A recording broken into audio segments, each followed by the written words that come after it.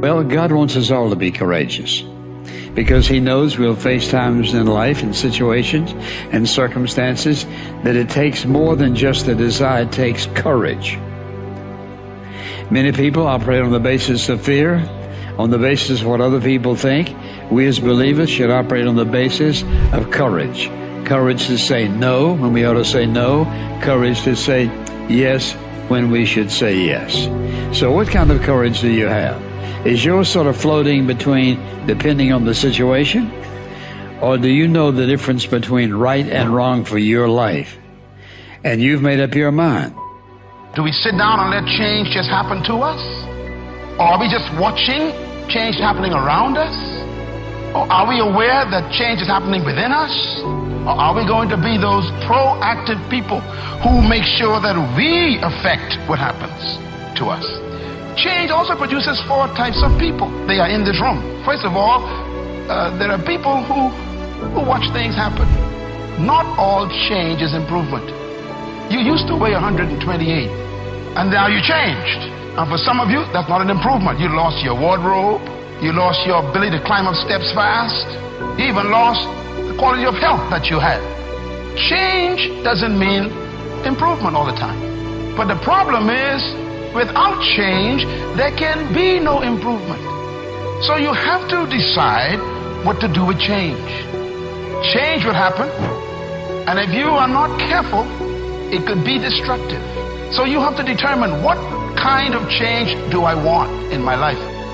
And I want you as a young person, as a mother and a father, as a business person, to think about your company even, or your family, or your educational pursuit.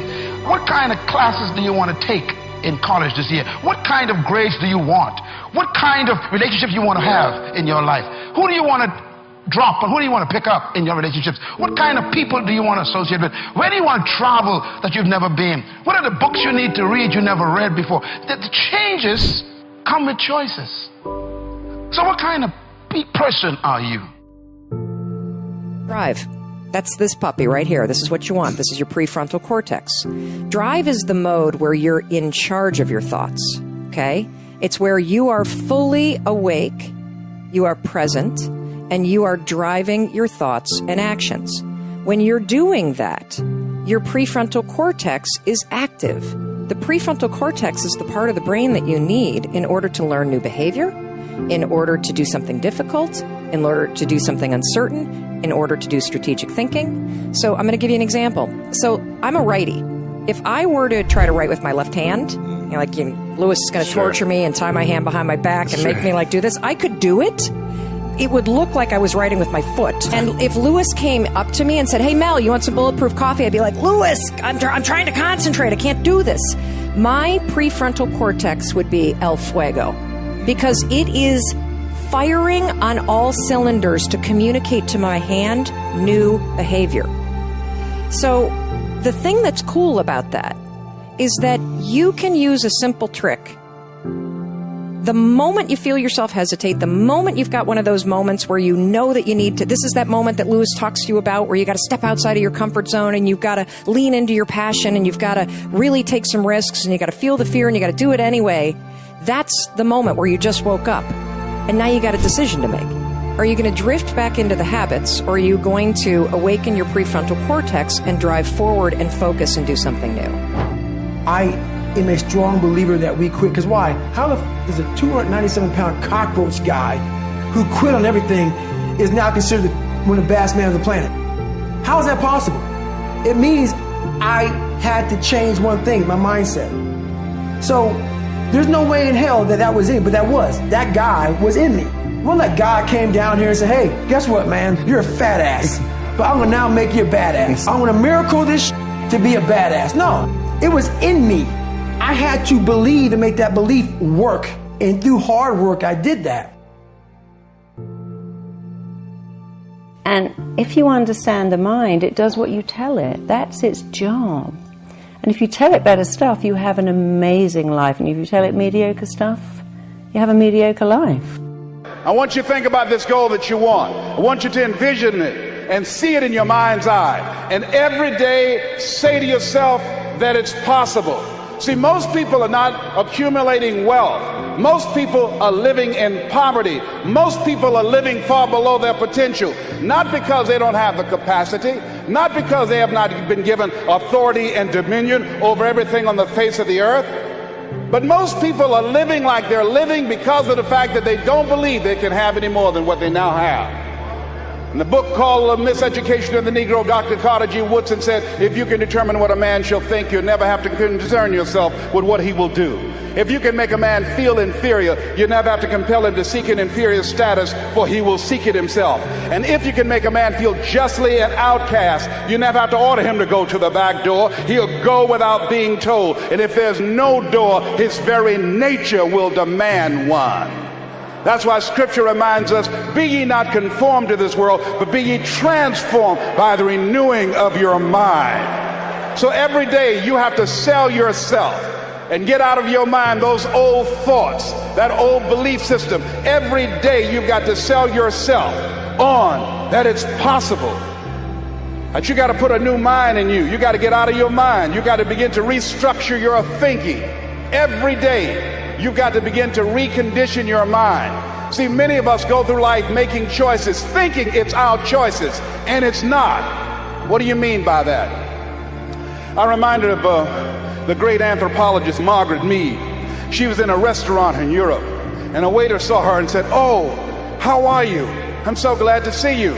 He said, "There are several other Americans here tonight." And she said, "Is that right?" He said, "Yes." She said, "When you serve them dessert, let me know and I'll tell you exactly how many are here." He said, "That's not possible." She said, "Let me know after you serve dessert." When he served dessert, he came back and he told her. She got up, she walked around, and she looked and she observed, and she said, "You have exactly 65 Americans here." He checked the guest list and he was amazed. He said, "How did you know that?" She said, "Because in Europe, when you eat a slice of pie or cake, you eat it from the back toward the tip. In America, when we eat a slice of pie or cake, we eat it from the tip toward the back." How many of you, when you eat a slice of pie or cake, you eat it from the tip toward the back? Raise your hands, please. Good. Now, what else is in your mind? What else are you doing unconsciously that you don't even know? I'm going to say something and I want you to answer it after it. I want you to end it for me. Winston tastes good like what? How many of you don't even smoke Winston but know it? Raise your hands, please. Now, that commercial been off the air for 30 years. 30 years. See, let me share something with you. The easiest thing I've ever done was to earn $1 million. The most difficult thing I've ever done was to believe it could happen to me.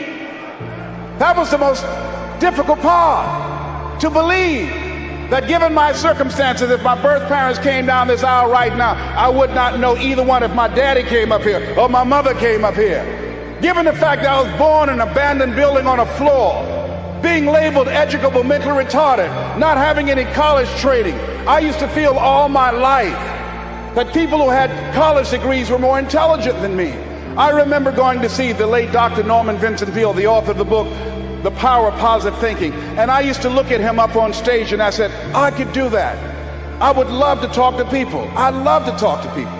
And I said, I could do that. But then when I started going back to my car, my mental conditioning activated itself. And it said, Les Brown, you can't do that. You don't have a college education.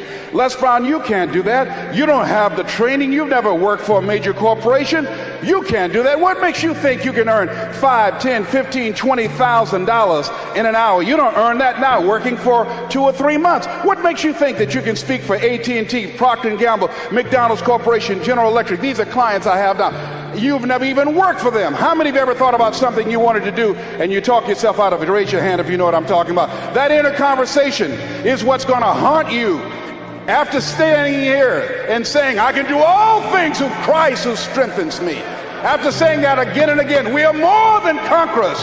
That inner conversation will cause you, when you leave here, to go back leading a life of mediocrity, leading a life of unproductivity, leading a life of poverty. You said something in there that is really interesting, but I don't understand quite what you mean by it. So you said you have to make sure that the language is not only compelling, but absolutely up to date. What do you mean up to date? You would have got bored too if you stuck around. And that was your starter relationship. Go and find a better. Everything he loved in you didn't take it home with him, it's still there. So don't use that irrelevant, I found love and it killed me when it ended. Say, I found love, the wrong person, but I'm going to find it again with the right person. It's going to be amazing and compelling. He's going to fall in love with my soul. We're going to be together forever. Because you got to turn your mind on, and it loves exciting words, dramatic words. It really loves words that make a picture. So if I said to you, you can be the most phenomenal, powerful, awesome, incredible speaker. When you speak on stage, everyone stops. So listen, you could hear a pin drop. They look at you. They hear what you're saying. They like you. The mind goes, oh, I like this. I know where I'm going here. But when you go, I'm not bad at speaking. Sometimes I'm quite good. Occasionally, I really get it right. The mind goes, what are you talking about? That's not dramatic enough for me.